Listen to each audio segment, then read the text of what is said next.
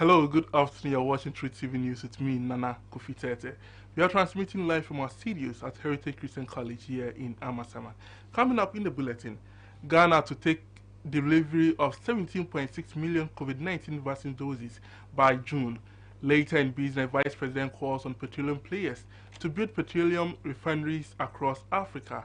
And in news on the foreign front, one person shot dead in South Africa's student protest. We have details of this and more coming up.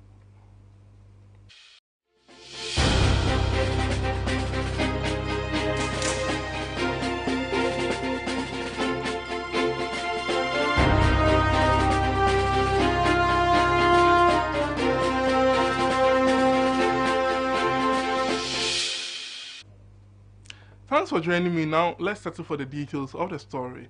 President Nana Addo Dankwa Akufo-Addo says Ghana will take delivery of 17,600,000 doses of COVID-19 vaccine by June 2021, with more to come later in the year. Delivering the State of the Nation address in Accra on Tuesday, he said a total of 262,335 Ghanaians had received their first dose of the COVID-19 vaccines at 10:30 hours on March 9, 2021. He said the government was working hard towards realizing its goal to vaccinate 20 million Ghanaians and called for the support of all. The president urged members of parliament to get involved in the ongoing public education campaign on the coronavirus vaccination program. He said the government was collaborating with the private sector to establish 14 medical waste treatment facilities across the country to ensure the safe and proper disposal of medical waste such as vials, needles, and syringes being used in the coronavirus vaccination exercise. President Akufo-Addo said locally, 14,600,000 pieces of personal protective equipment had so far been produced for health workers, students, teaching and non-teaching staff of tertiary and secondary educational institutions. He said the government would continue to invest in the health sector and recruit more professionals to improve healthcare delivery in the country. He expressed gratitude to all frontline health workers for their devotion to duty and sense of patriotism, saying the pandemic had emphasized the need to expand access to health care for every Ghanaian, irrespective of location.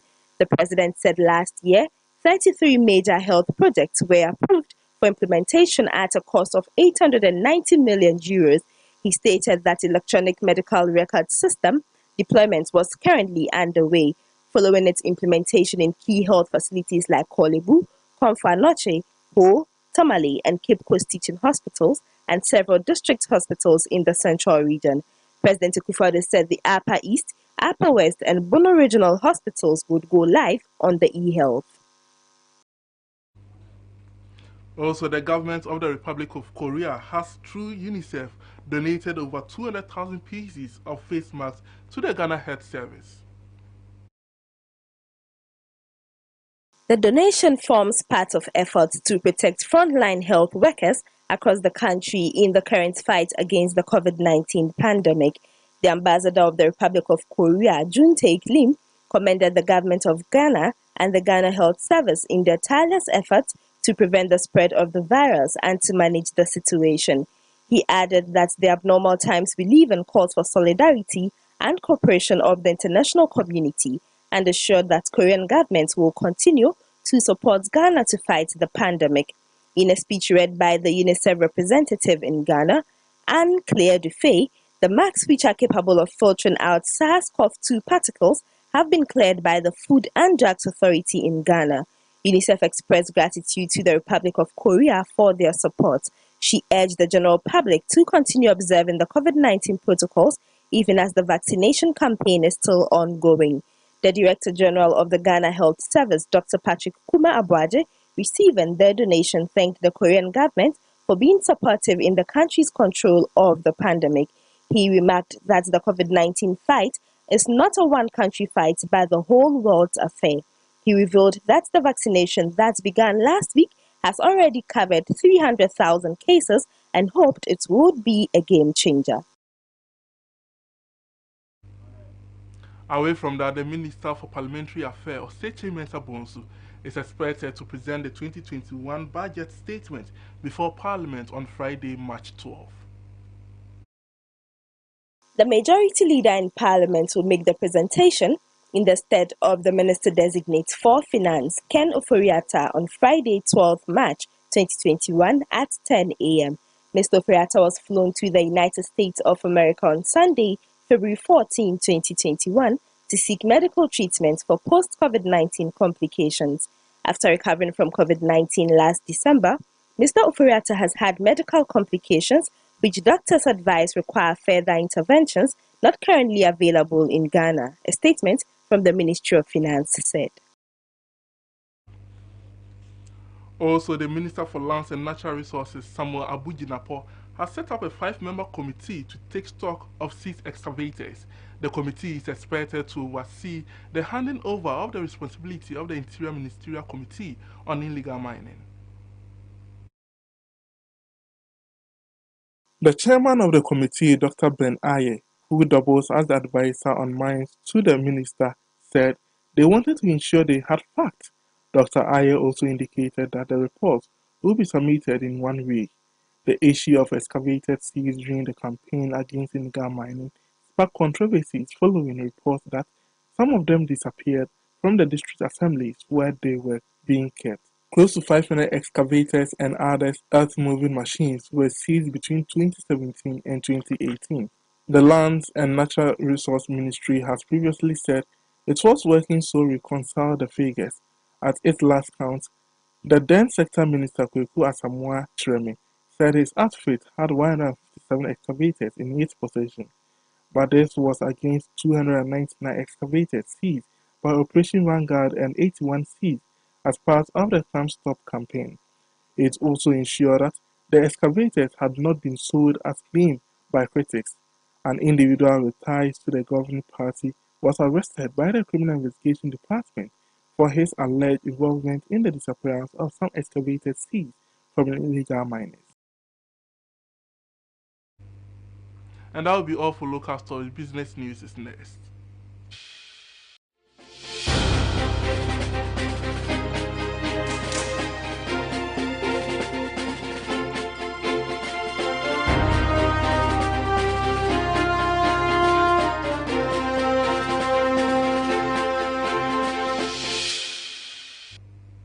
In business today, the Vice President Dr. Mahamudu Bawumia is calling on the petroleum industry players in Africa to consider partnership in building petroleum storage facilities across the continent. His call comes after the practitioners' move adopted by some major oil producing countries and the emergence of the global COVID-19 pandemic. According to the Vice President, the establishment of such facilities will help the continent to be self-sufficient in such events when national oil companies may not be able to meet the demand of the continent.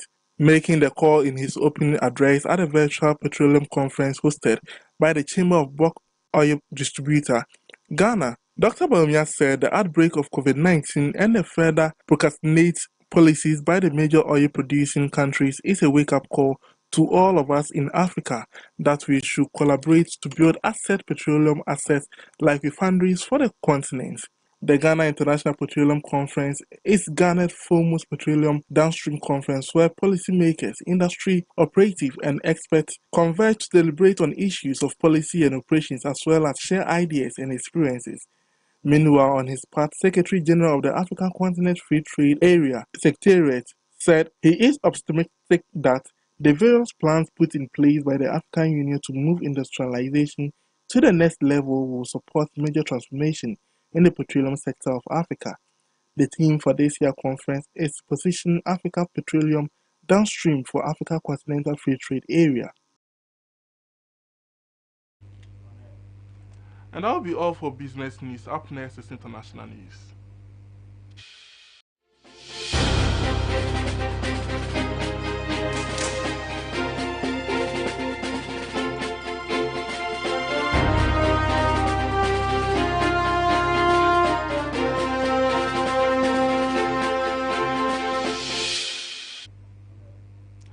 In the news on the foreign front, one person has been killed after South Africa police fired rubber bullets to disperse a group of student protesters with university at Johannesburg.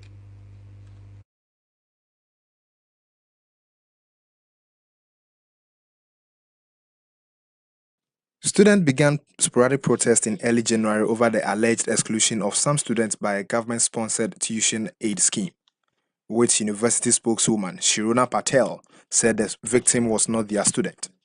Enraged students gathered near the body, with some shouting at police officers to leave the area. "Kill all of us," one student was heard shouting. Students are demanding that Wits University allows all students with outstanding debt to register for the 2021 academic year. They vowed to continue protesting against the financial exclusion of students. The school authorities say that if it continues to accept students who have historical debt, the institution will become financially unsustainable. The university says it is owed 1 billion rand in the outstanding fees accumulated over the past 7 years.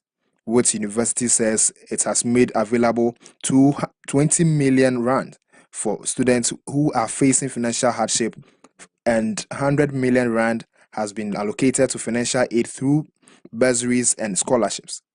The students are demanding that those who owe the university up to 150,000 rand in fees still be allowed to register for the new academic year. According to the students' representative, about 80,000 students are still not registered because of that financial exclusion problem.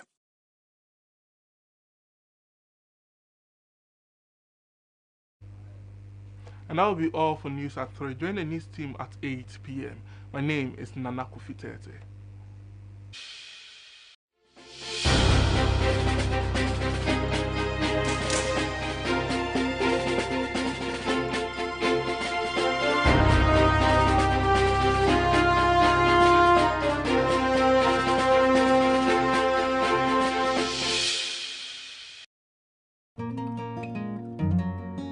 Medoba, ni nyinaa ne nursing. Coronavirus eba yi, adwuma nyinaa obi akotena fie. Nurse fo nko a ye adwuma 24/7. Ne saa nti odo ho ko hye nursing. Aye graduate nursing free St. Carol School of Nursing ho a na wonto ho mu ikura. Omo betete wa ma wa baye nurse paben papa. Omo affiliated to KNUST. Omo facilities de edutwamu o Woko library a omo free Wi-Fi into omo e-library ne omo physical library ne bomba ko. Esan so ewo demonstration ward skills laboratory normal ye chiro ni nyina se woko ho a ye wo onipa ya hyeda na tran se oye demo ward executive ono na obeboa wa mo wate ase be bibiara wonte ase o wadaje wa botre be chirechiro mo wate ase ye wo aplaku ayalolo a free old barrier ewo malam kasua kwan no so wodi wani achre John Evans Atamils bypass no ewo baby e friend no aplaku ayalolo ye ben bojo beach pa na ye phone number e 0244 620 960. St. Carol, dare to care.